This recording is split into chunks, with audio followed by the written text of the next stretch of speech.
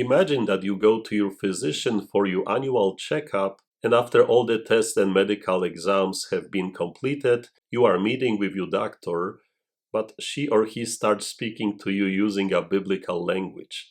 So instead of hearing some practical advice about what to do to be healthier, to feel better, and to live longer, your doctor tells you, John, Mary, if you want to be healthy and feel better, always strive to enter through the narrow gate, okay? Take care of yourself and I will see you in a year from now.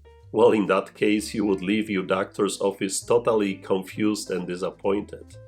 Strive to enter the narrow gate? What does this even mean? It is a joke or what?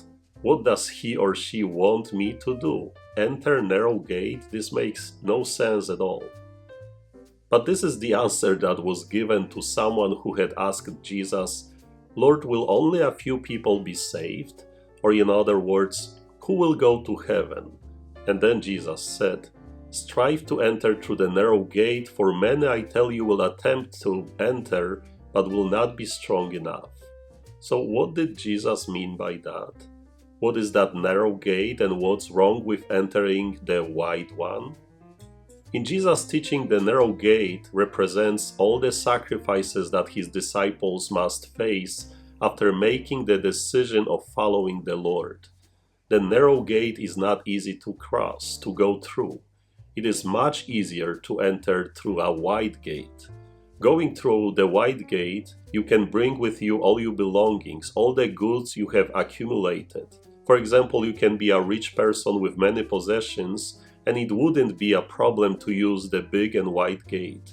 But you can't do the same thing while crossing through the narrow gate. If you choose the narrow gate, you need to leave everything behind, otherwise you won't be able to pass through. It is a sacrifice. It is a difficult yet most important decision you and I must make in this life.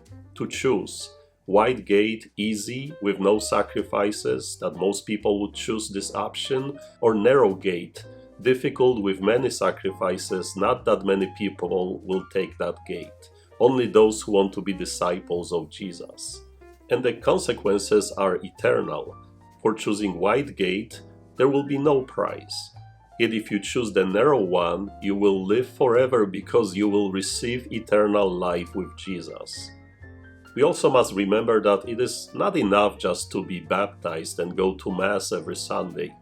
Entering a narrow gate means to make constant sacrifices for Christ and for others. We must totally change our lives, leave our old way of living behind, and push hard through the narrow gate. Jesus said, I tell you, many will attempt to enter but will not be strong enough. So it is not easy, but if you want to live forever, you must make this sacrifice for your faith in Jesus. So now, do you remember when I asked you to imagine that after your medical exam, your doctor told you if you want to be healthy and well, strive to enter the narrow gate? So that would mean exactly what Jesus meant. John, Mary, if you want to be healthy, feel good, and live a long and happy life, then you must make sacrifices. Try to lose some weight, eat well, avoid unhealthy food and quit smoking. Also, don't drink alcohol. Try to exercise more, take a walk or go to the gym. Because most people want an easy life without making any sacrifices.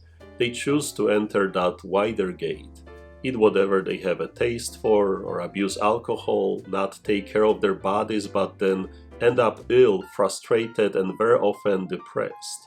But if you want to be healthy, then the choice is yours. Strive to enter the narrow gate. And I promise you, you will be healthier, happier, you will sleep better, and you will live longer. See, it is the same with your spiritual life. If you want to live forever, if you truly want to go to heaven, you must do everything to enter the narrow gate. Not everybody can do that. It is not easy, but the choice is yours. It is worth the price of a happy life forever. What are we to do to go to heaven? It is to choose the right gate. So let's go to work, and God bless you.